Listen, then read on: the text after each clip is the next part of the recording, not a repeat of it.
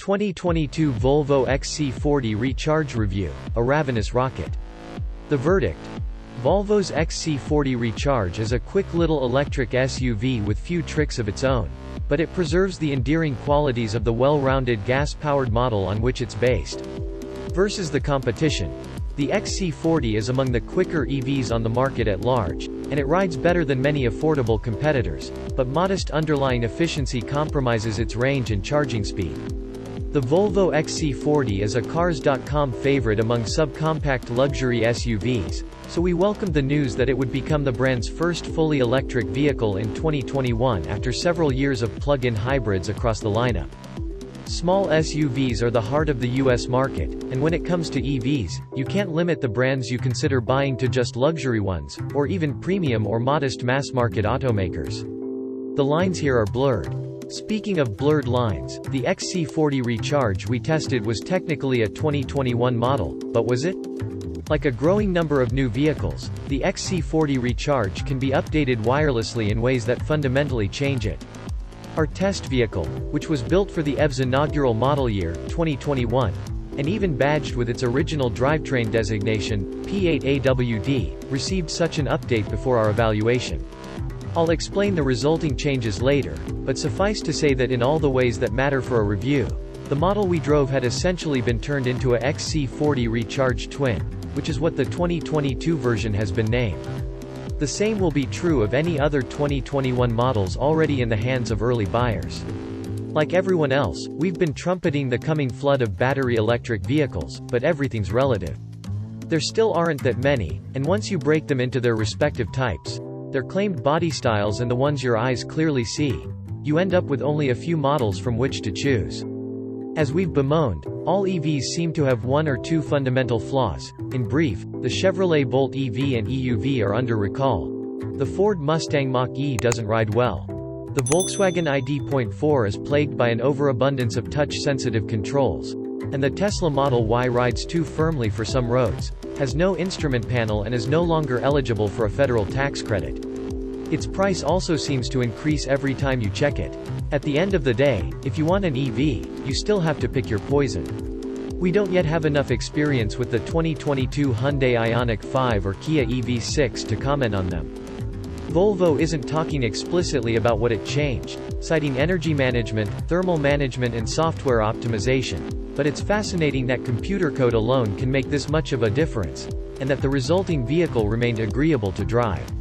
But there are limits to how much an automaker can affect efficiency through software alone. Compare the 22 XC40 EV to its competitors and you'll find its MPGe seems close to the Mach-E GT's 84 MPGe. But there are more factors to consider. This rating is for the Mach-E that can get to 60 miles per hour faster than the Volvo, 3.8 seconds without the performance package, and it has greater range, at 270 miles. The most efficient Mach-E is rated 101 MPGe combined. A loaded VW ID.4 is also rated higher than the Volvo, goes farther and costs less. The Tesla Model Y, even in its quickest version, Performance, is rated 111 MPGe combined and goes 303 miles. Performance and efficiency aren't mutually exclusive. The long-range version, which Cars.com owns for long-term testing, can go an estimated 330 miles and is rated 122 MPGe. A rear-wheel drive Model Y carries a 129 MPGe combined rating and a 244-mile range. Note that I led with an efficiency problem, not a range problem, because how much range buyers need will vary greatly, especially given EVs are best charged at home, overnight. More than 200 miles of driving per day is an awful lot. Now, if you're hoping to take road trips and rely on public charging, and/or the effects of cold temperatures on EV range are a potential issue for you, you might be among the minority of drivers for whom the XC40's 223 miles of range won't be enough. But it bears noting that I write this as temperatures hover around 0 degrees Fahrenheit, which easily cuts any EV's range in half. To be clear, there are limits to what Volvo can do with computer code, so it's highly unlikely that an XC40 Recharge purchased today will someday get a software update and magically overtake its competitors in the various specifications above, at least not without some noticeable difference in how it performs. Future versions, however, with different batteries or motors or other hardware. Possibly. Just don't be misled by the update to version 1.8. Charging. Perhaps the smartest thing Volvo did with the XC40 Recharge was launch it with robust home charging capability, 11 kilowatts. An EV itself can be a bottleneck, and more energy is always better. In the XC40 Recharge's case, those 11 kilowatts help mask its efficiency shortcoming. Given the same amount of power fed to a less efficient vehicle will add less range over the same period. Perhaps Jaguar didn't see this coming when it launched the I-Pace EV in 2019, combining just 7 kilowatts of charging capability with a dismal 76 mpge efficiency. It took 13 hours to charge an empty battery, at best. The 2022 model is going to 11 kilowatts. The XC40 is an unlikely rocket.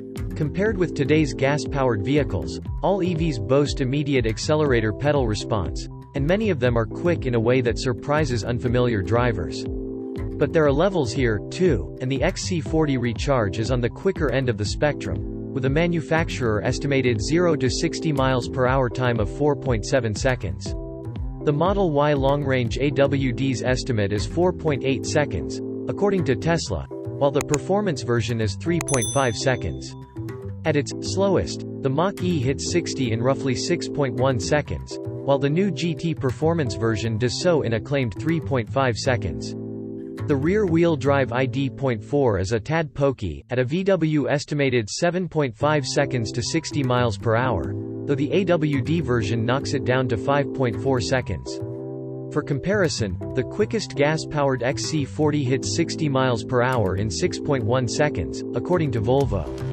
The Recharge's urgent acceleration from its front and rear electric motors, each rated 201 horsepower, combines with decent ride and competent handling to create a responsive and engaging vehicle. Where some EV's power diminishes at highway speeds, the XC40's doesn't. It even has a proper one-pedal drive setting that maximizes regenerative braking, meaning you can do most of your braking simply by lifting off the accelerator. Some competitors don't go far enough with the regeneration level or levels, even though there's no reason not to offer drivers more choices.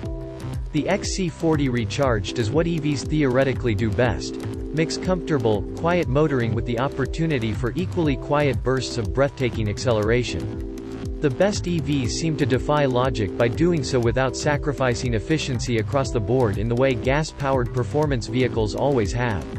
Alas, the XC40 Recharge may not be one of these EVs. So what's the problem? The XC40 Recharge has an efficiency problem. People tend to ignore efficiency in EVs, but it may just matter more here because range is limited and refueling, charging, is slow. The more efficient an EV is, the farther it can drive on a given amount of electricity and the faster its battery will fill. Thus, as with gasoline, the cheaper it will be to operate, as well. The XC40 Recharge made its 2021 debut with a very disappointing EPA estimated efficiency rating of 79 mpg equivalent in combined city-highway driving, with a 208-mile range estimate. The mpge sounds high versus gasoline, but the spec is useful only when comparing EVs with each other, which we'll do in a moment. The over-the-air update mentioned above, version 1.8, has increased the efficiency of all XC40s to an EPA estimated 85 mpge and upped their range to 223 miles. If it seems like these models aren't direct competitors for the XC40 Recharge, you're catching on to how limited EV choices are. But know that, with the exception of the bargain-priced VW, all of them have versions whose MSRPs overlap, even if you don't consider the brands themselves comparable to Volvo's luxury reputation. In the EV world, everything's different. Ostensibly, all four of the models we've reviewed are SUVs, but the Mach-E gets criticized most for that designation thanks to its 5.7-inch ground clearance and the fact that it doesn't look like an SUV, which could be a plus or a minus, depending on your perspective. The XC40 Recharge boasts a relatively generous 6.9 inches of ground clearance even though its low-slung battery pack lowers that number versus the gas-powered XC40's 8.3 inches. Technically a subcompact SUV, the XC40 seems relatively small, but according to Cars.com's own accounting of the cargo space behind these EVs backseats, including the 5-seat Model Y, which can be had with an optional third row, the models mentioned above are all pretty close in this regard. The XC40 has 17.7 cubic feet of space, plus another 0.5 cubic foot in its front trunk. That puts it close to the VW ID.4, which has 18.9 cubic feet and lacks a frunk. Combining hatches and frunks, the Mach-E has 17.9 cubic feet and the Model Y leads the pack with 23.8 cubic feet. As for how the Recharge compares to the regular XC40, which we reviewed in detail when it debuted, its towing capacity is 2,000 pounds rather than 3,500. For the record, we didn't tow with this vehicle and have broader reservations about what towing does to any EVs range. Otherwise, Volvo's specifications suggest the Recharge is identical inside, which is how it felt to us, apart from a few items I'll address below. It drives damn well. The XC40 Recharge stood out immediately because it rides reasonably well without any high-tech, and high-cost, adaptive shock absorbers. That can't be said about most affordable EVs. Whether it's the nature of the vehicle type or their manufacturer's attempts to make them feel sporty, we found the ride quality of many EVs to be ill-suited to the roads around Cars.com's Chicago offices.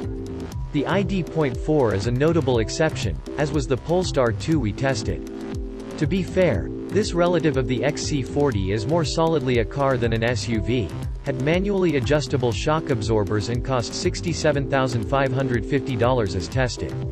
No longer a launch edition, the Polestar 2's MSRP is down to $51,200 for 2022 with destination charges but before federal incentives.